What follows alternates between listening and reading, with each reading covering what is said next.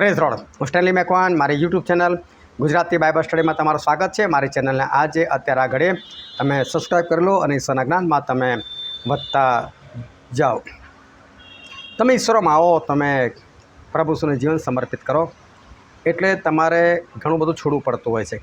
દાખલા તરીકે પાઉલ પ્રેરિત એવું કહે છે કે હું ફરોશી હતો, કહે છે એવું કહે છે કે હું 8મા દિવસ સુન્નત પામેલો હતો અને એ કહે છે કે હું રૂઢિચુસ્ત હતો, પરંતુ જેવાના મને લાભકારક હતા એ બધા મેં છોડી દીધા અને હવે હું એવોનો કચરો ગણું છું। એટલે સાંસારિક જીવનની અંદર ઘણી બધી બાબતો એવી હોય છે કે જે તમને ફાયદાકારક છે, જે તમને લાભકારક છે, પરંતુ ઈશ્વરની દૃષ્ટિમાં એ બધું ખોટું છે। અને ઈશ્વરની દૃષ્ટિમાં ખોટું છે એટલે માણસો શું કરે છે કે ભલે ઈશ્વરની દૃષ્ટિમાં ખોટું પણ મને તો ફાયદાકારક છે ને, એટલે પ્રભુમાં આવ્યા ખરા, વિશ્વાસમાં આવ્યા ખરા, ઈશ્વરને જીવન સમર્પિત કર્યું ખરું, પરંતુ હજુ પણ પોતાની ઈચ્છા અને યોજનાઓ પ્રમાણે કોઈ જીવન જીવે છે અને એવી રીતે જીવન જીવતા હોય અને જે પોતાના ફાયદાકારક છે ના છોડતા હોય, પરંતુ પોતાના ફાયદાકારક છે પરંતુ ઈશ્વરની દૃષ્ટિમાં ખોટું છે તો શું કરવાનું, એને છોડવું જ પડે। બીજી બાબત કે પ્રભુ કહે છે કે જગતની મૈત્રી એ દેવ પ્રત્યે વેર છે, તો જે જગતના માનો છે એને તમારે કોઈ બી સંજોગોમાં કાઢવા જ પડે, પરંતુ લોકો કાઢતા નથી। હવે ચાલો તમે કાઢો છો નથી કાઢતા એ વાત પછીની છે, પરંતુ બાઇબલની અંદર એવા લોકો હતા કે જે લોકો એ સમયે એટલી મોટી કિંમતનું બલિદાન આપ્યું કે આજે કદાચ એ હોત તો એ કરોડોની અંદર બનત, એ લોકોએ પ્રભુના નામને કારણે એ લોકો છોડી મૂક્યું। કેમ? કારણ કે લોકો સ્વર્ગને ચાહતા હતા। સ્વર્ગ એટલું બધું અદ્ભુત છે કે એના માટે કોઈ પણ વસ્તુ છોડવાની થાય ને તો છોડવી પડે, પરંતુ માણસ જ્યારે સ્વર્ગ નથી જોડતો અને પોતાની વસ્તુ જુઓ, પોતાનો ફાયદો જુઓ છે, ત્યારે એ પોતાનો ફાયદો પણ નથી મેળવી શકતો અને સ્વર્ગમાં પણ જઈ શકતો નથી। પરંતુ સ્વર્ગમાં જવા માટે શું છોડવું પડે છે જાણવા માટે આ વિડીયોને તમે આખો જુઓ।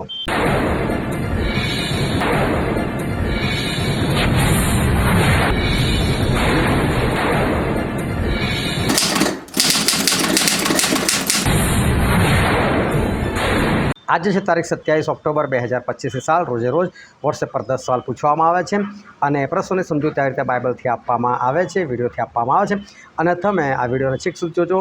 અને આજનો સૌથી પહેલો પ્રશ્ન હતો કે પાઉલ પોતાના રિવાજ પ્રમાણે ક્યાં ગયો, અને એમાં મેં ઓપ્શનમાં લખેલું છે, પહેલું ઓપ્શન હતું ત્યાં। આ બાઇબલની અંદર લખેલું હતું કે યહૂદીઓનું એક સભા સ્થાન હતું અને પાઉલ પ્રેરિત ત્યાં જાય છે, પણ જવાબમાં થોડુંક તમે લખી શકો કે ત્યાંનો અર્થ શું હોય, કઈ જગ્યાએ ગયા, એ તો બાઇબલમાં એની ઉપર લખેલું છે કે યહૂદીવાળા સભાસ્થાનમાં ગયા, એટલે કે સભાસ્થાનમાં ગયા એ સાચો જવાબ છે। પણ ત્યાં ગયા એટલે શું? ત્યાં ગયા એ કોઈ શબ્દ નથી, ત્યાં એટલે કઈ જગ્યાએ ગયા। હું તમને કહું, તમે મને પૂછો તમે ક્યાં ગયેલા, હું કહું ત્યાં ગયેલો, પણ ત્યાં એટલે શું તમને શું ખબર પડવાની ત્યાં એટલે ઘણી વખત હું આ એટલા માટે જ આ રીતે લખું છું કે ત્યાં ખરેખર એવું લખેલું કે ત્યાં ગયો, પણ જવાબમાં ત્યાં બિલકુલ ના આવે, એમાં તો એ જ લખવું પડે કે સભાસ્થાનમાં ગયા। એટલે એના માટે છે કે તમે બાઇબલ ધ્યાનથી વાંચી શકો અને આકાશના રાજ્યના તમે વારસદાર બનો, એના માટે હું આ રીતે કરતો હોઉં છું।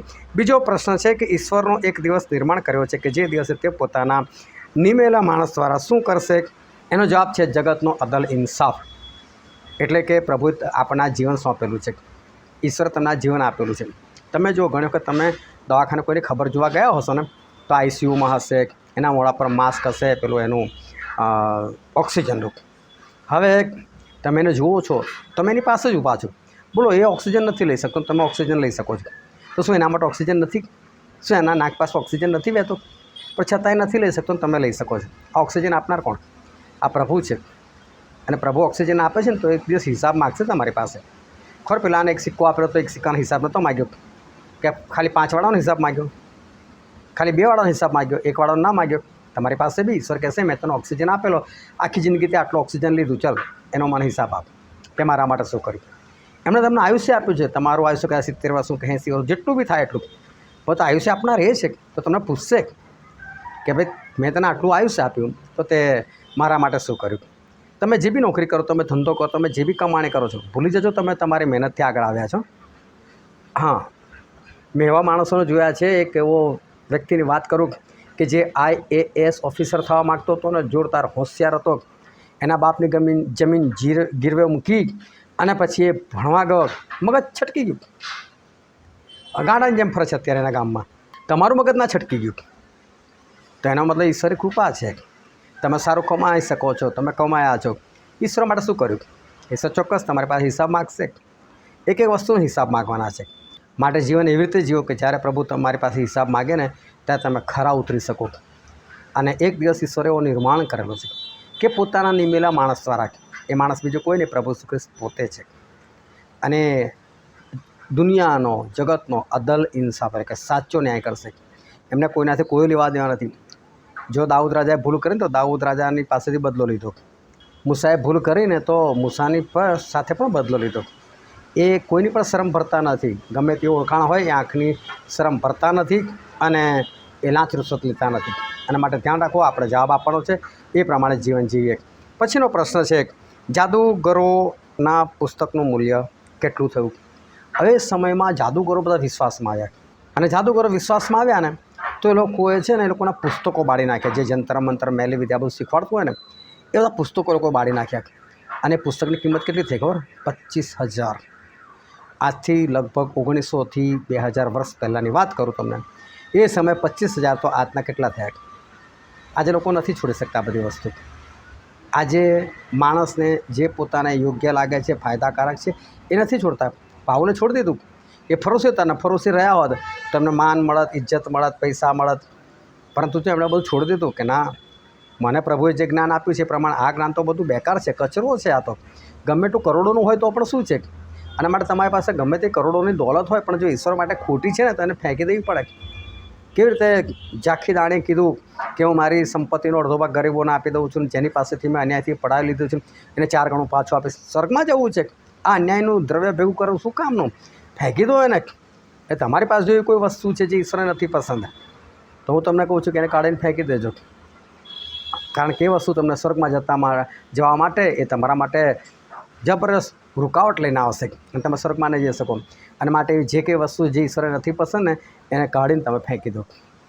બીજી બાબત, એના પછીનો પ્રશ્ન છે, લેવા કરતાં આપવામાં શું વધારે છે? આ વાક્ય છે ને જબરજસ્ત છે અને પાસ્ટરોનું છે. પાસ્ટરને પોતાને નથી લાગવું પડતું. બાઇબલમાં એવું નથી. એ લોકો લાગુ પાડવું જ નથી. આગેવાનો, સેવકો, એ લોકોના વચન લાગુ જ નથી પડતું. એ લોકો પોતાની પર લેતા જ નથી. એ લોકો હંમેશા બીજાને શીખવાડે, એ લેવા કરતાં આપવામાં ધન્યતા, આપો, દાન આપો, ફલાણું કરો, ઠીકણું કરો, આ પ્રોજેક્ટ છે, પેલો પ્રોજેક્ટ છે, આમાં આપો, તેમાં આપો. આપનારા બી કેમ આપે છે ખબર? એમનું નામ ઊંચું થાય, ચર્ચમાં બોલાય એટલે એ લોકો પણ પાછા આપે. પરંતુ આ સેવકો માટે પણ છે. એ લોકોએ પણ 10મો ભાગ આપવાનો છે. બાઇબલમાં લખેલું છે કે લેવીઓ 10મો ભાગ લે અને 10મા ભાગનો 10મો ભાગ આપે. એટલે દરેકને માટે છે. આ દરેક પાસ્ટરો માટે છે, દરેક સેવકો માટે છે, મારા પોતાના માટે પણ છે કે 10મો ભાગ એ હંમેશા બીજાને આપવાનો છે. અને લેવા કરતાં આપવામાં ધન્યતા વધારે છે. એમાં વધારે આશીર્વાદ છે. એ આશીર્વાદ લેવાના માટે આપવું બહુ જરૂરી છે. પછીનો પ્રશ્ન છે, પાઉલે કેવી રીતે સર્વની સાથે પ્રાર્થના કરી? અને ત્યાં બાઇબલમાં લખેલું છે કે પાઉલે ઘૂંટણે પડીને પ્રાર્થના કરી. જો માણસો ગમે તેમ બેસી છે ને પ્રાર્થના કરી નાખે, એ ખુરશી પર આરામ ત્યાં બેઠેલા હોય, સોફા પર બેઠેલા, ઓ પ્રભુ આમ તેમ. એક જગ્યા પર ગયો ત્યાં પાસ્ટર હતા અને સરસ સોફા પર આમ લાંબા થઈને બેઠેલા હતા. અને જેમનું ઘર હતું એમાં આવીને બેઠેલા, હું પણ જઈને બેઠેલો. અને પેલા હમણાં એને ચા મૂકી એટલે પેલા પાસ્ટર આમ બેઠેલા. મેં કહ્યું, સાહેબ પ્રાર્થના કરાવો. આમ જ ઓ પવિત્ર પરમેશ્વર આમ કંઈ ચાલુ પડે. અલ્લાહ ભાઈ શાંતિથી બેસો, વ્યવસ્થિત. પાવલ ભાઈ જેવા તેવા નહોતા, ઘૂંટણ પડીને પ્રાર્થના કરતા હતા. સુલેમાન જેવા તેવા નહોતા, ઘૂંટણ પર ઊભા રહીને હાથ ઊંચા કરીને એમણે પ્રાર્થના કરતા હતા. અને બાઇબલમાં લખ્યું છે કે તમે ઘૂંટણ પડીને શુદ્ધ હાથ તમારા ઊંચા કરીને પ્રાર્થના કરો. આ રીતે પ્રાર્થના કરવી જરૂર છે. ઈશ્વર માન આપવું જરૂર છે. ઈશ્વર જેવા તેવા નથી. નરેન્દ્ર મોદીની સામે આમ તમે બેસી શકશો તો જે નરેન્દ્ર મોદીના પણ બાપ છે એમના પણ દેવજીની સામે તમે ગમે ત્યાં બેસી શકો. માટે પ્રભુની હાજરીમાં યોગ્ય રીતે બેસતા તમે શીખો અને યોગ્ય રીતે તમે ઈશ્વરને માન અને મહિમા મળે એ રીતે તમે જીવન જીવો. કારણ કે 1 કોરિન્થીથી તેનો 6ઠો અધ્યાય 19-20મી કલમમાં લખેલું છે, તમને મૂલ્ય આપીને ખરીદવામાં આવ્યા છે, તમારા શરીરો વડે દેવને મહિમા આપો. તમારા ઉઠવા બેસવા દ્વારા ઈશ્વરને મહિમા મળવો જોઈએ. ગમે તેમ વચન સાંભળવા માટે ના બેસો, ગમે તેમ પ્રાર્થનામાં ના બેસો, યોગ્ય રીતે બેસો. પછીનો પ્રશ્ન છે, તેઓ મંદિરોને લૂંટનારા નથી અને આપણી દેવીની નિંદા કરનારા પણ નથી એવું કોણે કહ્યું? નગર શેઠે. એટલે પાઉલનો પક્ષ લીધો.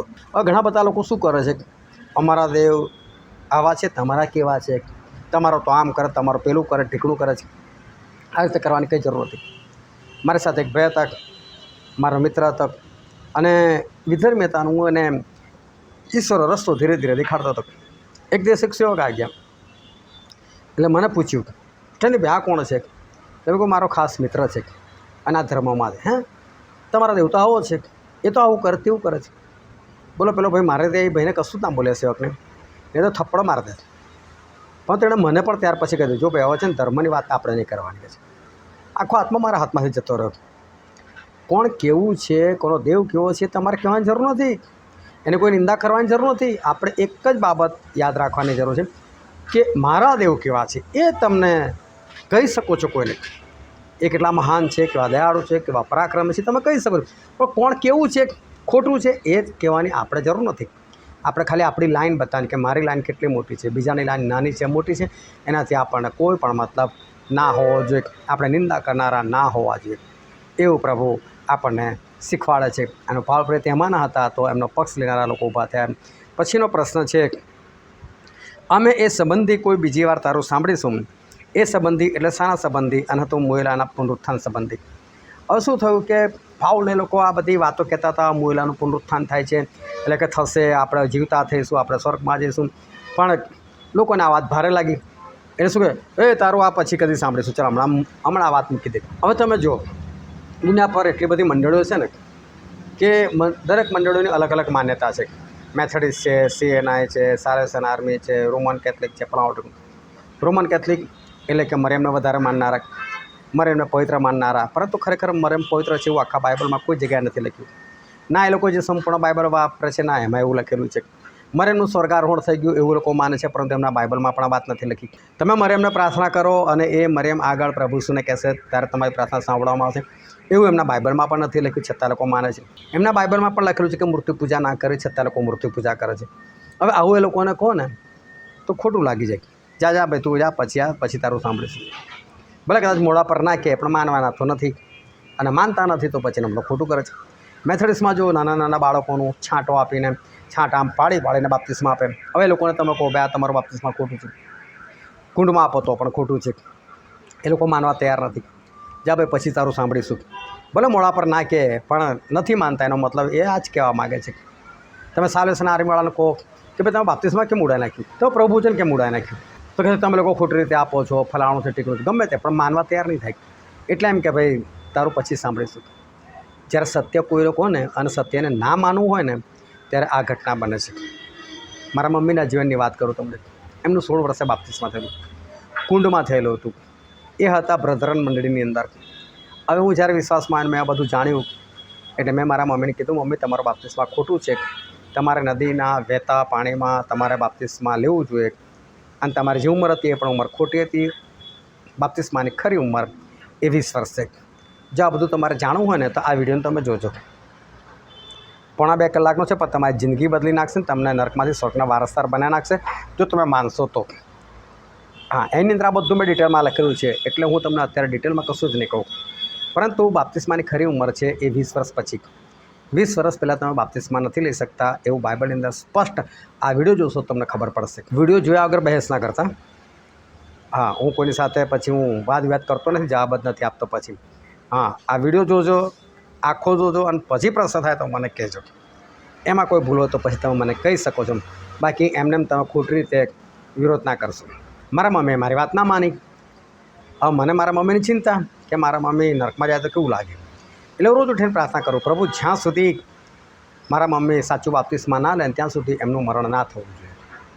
અને એવું જ થયું, મારા મમ્મી જીવતા રહ્યા. બાકી મારા મમ્મીને ઘણી બધી બીમારીઓ હતી, હાર્ટની બીમારી, તેમનું હાર્ટ મોટું થતું હતું, પણ બિંદાસથી જીવતા હતા.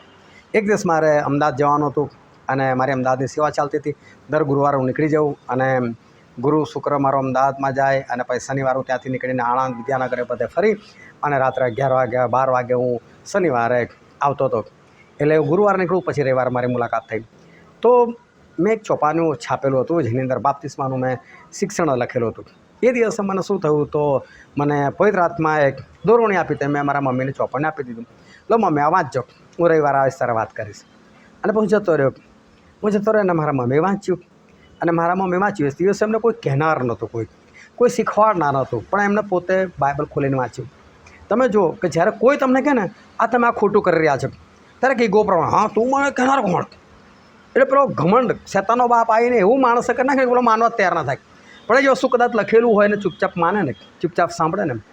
હા, હું કદાચ તમારી સામે આવીને કહું, હું તમારી વાત નથી કરતો, તમારે મને જેટલા લોકો સાંભળે છે એમાંનું કોઈ હોય એવો ઘમંડ, હા તું મને કોણ શીખવાડનાર એની સામે જવું તો. પણ વિડીયોમાં જુઓ તો વિડીયોમાં થોડું હું તમને જોઈ શકું છું, અને જોઈને લાઈને જોવાતો તે આ શું કહેવા માંગે, ખરેખર આવું છે કે નહીં. તો બની શકે એની અંદર કામ થઈ જાય, પણ સામે કહે તો પેલો ઈગો બહુ નડી જાય. અને મારા મમ્મીએ વાંચ્યું તો મને લાગ્યું ના ખરેખર આ તો બધું સાચું છે. વાર હું આવ્યો અને પછી મારા મમ્મીએ મને સામેથી વાત કરી. મને કે તું મને પેલું વાંચવાનું સોંપીને ગયેલો. મેં હા શું થયું? તો કે મારા બાપ્તિસ્મા લેવું છે. મેં સરસ, કોની પાસ લઉં? મને કે તારી પાસ લેવાનું, બીજા કોની પાસ લેવાનું? ક્યારે? અરે હમણાં જ લેવાનું. ઓકે. અને મારા મમ્મીનું સાચું બાપ્તિસ્મા થયું. જ્યારે સત્ય કોઈને કહે છે ને ત્યાં પ્રોબ્લેમ આ થાય, ઈગો આવી જાય ને, જા ભાઈ તારું ફરી સાંભળીશું, એમ ઇગ્નોર કરી નાખે આપણને. પરંતુ કોઈ પણ વચન છે ને શાંતિથી સાંભળવું જોઈએ, અને આવતીકાલ પર નહીં જવાનું, દિવસ પર જ જવાનું, શાંતિથી જોઈ લેવાનું કે ખરેખર મારા બચાવના માટે હોય તો શું ખોટું છે, નમ્ર બની જવાનું.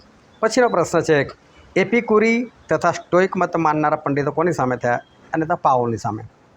હવે આ એપિકુરી જે મત છે એ લોકો કેવું માને છે કે સુખ અને આનંદ હોવો જોઈએ, બસ શાંતિ અને આનંદ આપણા જીવનમાં હોવો જોઈએ. એટલે શાંતિને આનંદમાં જ લોકો પડી રહે. એટલે જે વસ્તુમાં આનંદ હોય ને કરો, ભલે પછી ખોટું હોય, પણ એમને આનંદ આવતો એટલે કરવાનું. એ પછી વ્યભિચાર હોય, ચોરી હોય, જૂઠ હોય, ગમે તો હોય, પણ એમને આનંદ આવે છે એટલે કરો.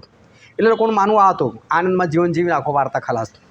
અને આ જે સ્ટોઇક મત હતો એ લોકોનું માનવું કેવું હતું કે ભાઈ દુઃખ વગર કદી આપણને સુખ ના મળે, એટલે આ દુઃખની શોધમાં રહેતા હતા લોકો. પરંતુ પાઉલ જે છે એ પ્રભુ શું નામ પ્રગટ કરતા હતા. તો આ લોકો સામે થયા, તું અમારી વિરુદ્ધનો છે. તમારી માન્યતા ગમે તો તમે જે બી મંડળીના છો, તમે નાનપણથી એમાં ગયા છો, તમારી માન્યતા મંડળી પ્રમાણે હોવાની જ હોવાની. પણ બાઇબલ એક છે, તો આપણે એટલું તો વિચારીએ કે આટલી બધી મંડળો કેમ, તો મારી મંડળી સાચી કે નહીં. તમે 10 રૂપિયાના રીંગણા પણ જોઈને ખરીદતા હોય, તો જે મંડળીને તમે તમારું જીવન સોંપી દીધું છે એ મંડળી સાચી છે કે નહીં, ત્યાંનું શિક્ષણ સાચું છે કે નહીં, એ આપણે જોવું ના પડે. શાંતિથી જુઓ, તપાસો, કોઈનો વિરોધ ના કરો, પણ તમે તમારી જિંદગી તો બચાવી લો. આટલું હંમેશા આપણે કરવાનું, વિરોધ નહીં કરવાનો. પછીનો પ્રશ્ન છે, આ લવરીખોર શું કહેવા માગે છે? એવું કોણે કહ્યું? અને ત્યાં પંડિતો. જ્યારે તમારી વિરુદ્ધ કશું બોલવામાં આવે, તમારી વિરુદ્ધ એટલે તમારી માન્યતા વિરુદ્ધ, તમે જેને સત્ય માની તમે ચાલો છો, પણ તમને જો સત્ય શીખવાડવામાં આવે અને તમારી પાસે જે છે કદાચ જૂઠ હોય, તો જે શીખવાડતો હોય ને એ માણસ ભલે ગમે એટલું સારું બોલતો હોય, પણ શું લાગે? લવરીખોર લાગે. સારું બબડો બળબડ કરે છે, થાય આવું. પણ હું તમને એક જ સલાહ આપું કે કોઈનું પણ સાંભળો અને બાઇબલની અંદર જુઓ કે ખરેખર આ સાચું છે કે નહીં. સાચું હોય તો એને માનતા શીખો, કોઈ પણ મંડળીનો હોય કોઈ વાંધો નહીં, પણ સાચું શીખવાડતા હોય તો એને માનો. અને પછીનો છેલ્લો સવાલ છે, પાઉલ શાનો ધંધો કરતા હતા? અને પાઉલ તંબુના કપડાં વણવાનું કામ કરતા હતા. જો પાઉલનો પોતાનો ધંધો હતો, એટલે આ એક વાત તમને કહેવા માગું છું કે ઈશ્વર એ કોની પાસેથી કઈ રીતની સેવા લે, ઈશ્વરના હાથમાં છે. ઈશ્વર કોઈને એવું પણ કહી શકે કે તારા નોકરી ધંધો બંધ કર, અને ઈશ્વર કોઈને એવું પણ કહી શકે તારા નોકરી ધંધો ચાલુ રાખ. પાઉલ ફરીને ના કીધું કે ભાઈ તું ધંધો બંધ કર, તો પિત્તરને કીધું ચલો મારી પાસે, હું તને માણસોનો પકડનાર કરીશ. એમની પાસે ધંધો છોડાવડાયો.